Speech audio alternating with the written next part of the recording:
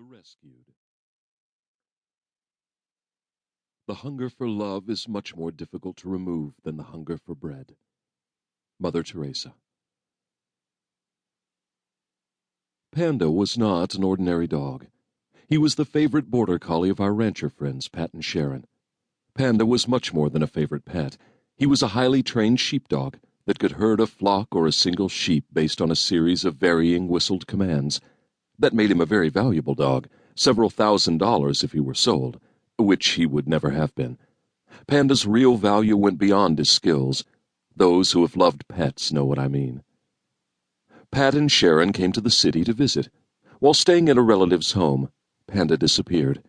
There was a frantic, ever-expanding search of the yard, the neighborhood, and a large park nearby. They called us to assist in the search, which we did, but there was no sign of Panda. The next day we repeated the search, but Pat and Sharon had to return home that evening. Pat's sister and my wife agreed to split the duty of checking the city animal pound and Dumb Friends League each day, which they did for 3 months. We printed flyers and posted them throughout the neighborhood and the park, but to no avail. As the months slipped by, the thoughts of Panda became more and more infrequent. We had long ago given up hope of finding him, and shifted our hopes to the unknowable, hoping instead that somehow he was in a new, loving home. Nearly 2 years later, my wife and I were driving along a parkway near the downtown area. We passed an obviously homeless man lying 50 feet away on a sunny, grassy spot. Next to him was a border collie. My wife shouted, "That's Panda! Go around the block!" "What? Panda?" I said blankly. "Panda! Pat and Sharon's Panda! Go around the block!" I said, "What? You glimpse some guy with a dog from 50 feet and think it's a dog you've seen only a dozen times in your life? The last time 2 years ago? You have to be kidding." To humor her, I turned and we made a loop and drove by again. My wife became more certain that the dog was Panda, and I became more certain that she had just made a leap into some alternate delusional state. When we got home, she immediately called Sharon. As luck would have it, Pat was going to be in a nearby town that weekend, and decided to drive the extra 70 miles into the city. We explained to Pat the area where we had seen the pair. He went there and quickly spotted them.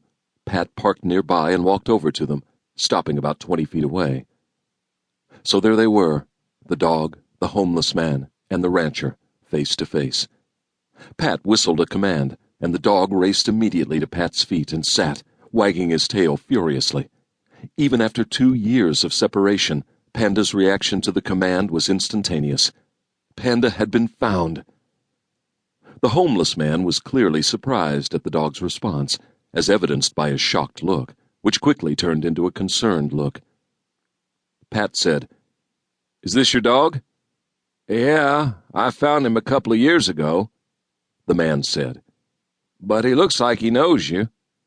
"Yep, and I know him," Pat said. There were a few seconds of awkward silence.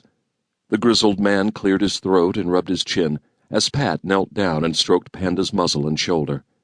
Panda wiggled from the tip of his tail to his middle, licking Pat's hand and arm. "I know that dog is yours," the man said. "But you gotta know that he is my life.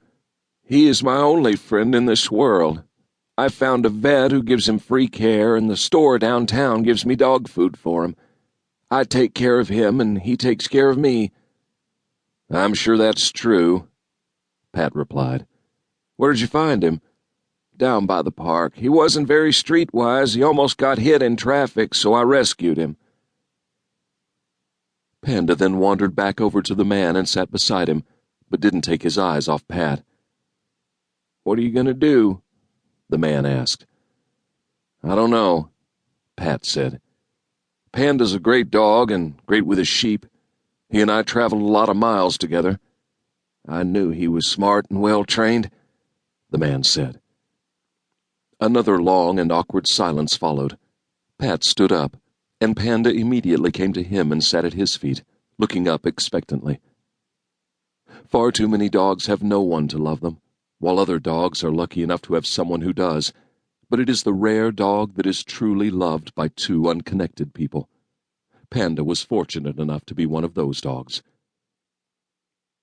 We saw the homeless man walking or lying with Panda quite a few times over the following years.